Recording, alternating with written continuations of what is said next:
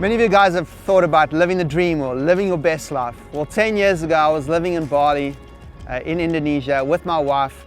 And if you guys know anything about Bali, that's from a surface point of view, it's paradise.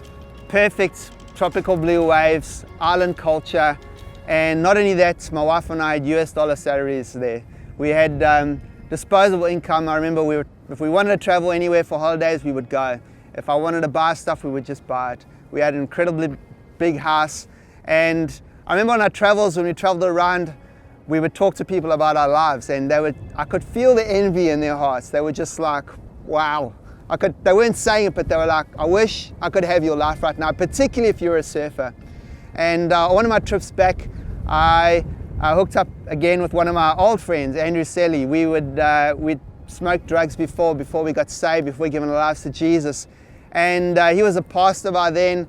I was in Bali, in a church. I was on an eldership team there, preaching every now and then, but not living my life like Andrew was. And Andrew started to ask me some questions. Joey, how's it going in your life since we'd given our lives to Jesus? How's God using you? And I just knew that I was missing it with God.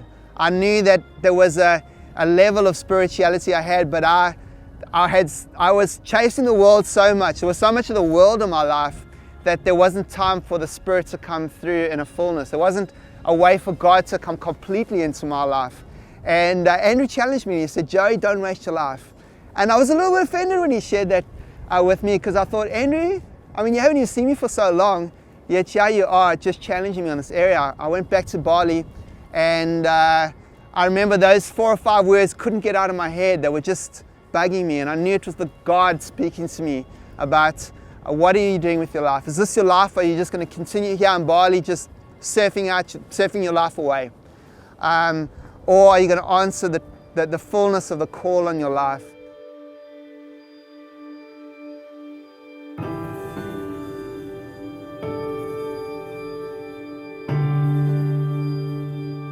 Well, I felt God working in my life. I remember breaking my wrist, and I was out of the water for 6 months, and I just knew God was starting to work in my life. Things that I thought were maybe bad, God was actually trying to speak into my heart and say, Joey, what are you doing?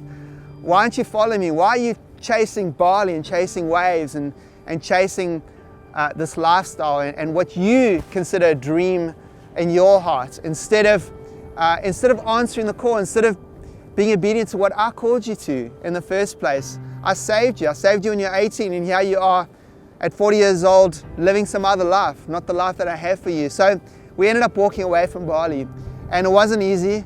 I remember times just crying and processing that. I remember one just before I left, being on a cliff and just remembering that quote from Jim Elliot, that missionary that was martyred by the Amazon Indians, and saying, a man is no fool to give up what he cannot keep, to receive what can never be taken away. Just words like that of guys in history that have given up their lives here for the call of God, and deciding, I'm going to make that decision, I'm going to answer the call of God. And I walked away from Bali, everything that I chased for 8 years.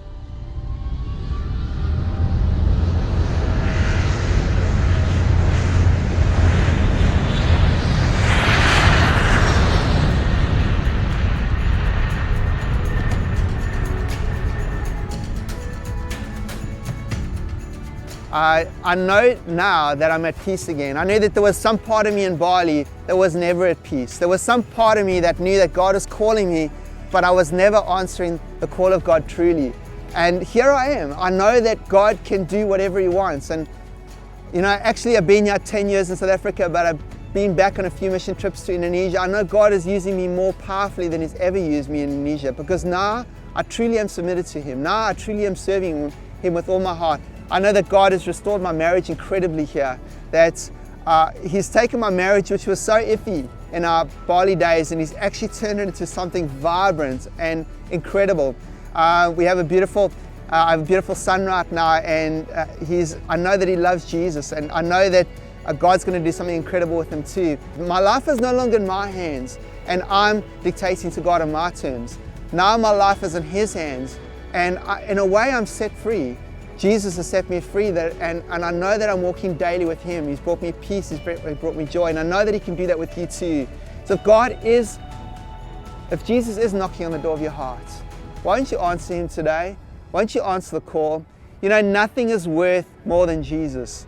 And I know that now, that Bali and that lifestyle was not worth the call of God that He had on my life. And God has a call for you on your life too. Why don't you answer His call, and why don't you see Him do incredible things in your life?